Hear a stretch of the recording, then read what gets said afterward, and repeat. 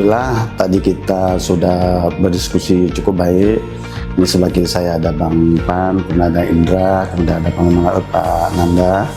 Kita berdiskusi bagaimana penanganan bisa dilakukan secara cepat.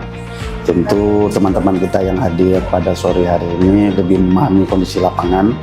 Kita menyerap, nanti juga kita minta bantu penanganan penanggalan muara Puncangkul sehingga harapan kita akhir bulan ini bisa segera kita tangani.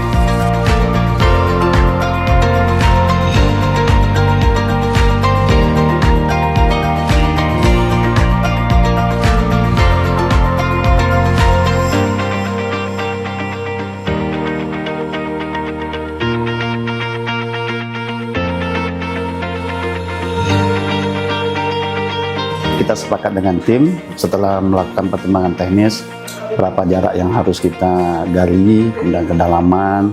Tentu nanti di lapangan antara tim PUPR, DKP beserta dengan teman-teman yang hadir pada sore yang berbahagia ini, kita targetkan tanggal 20 Juli proses pelaksanaan bisa kita lakukan.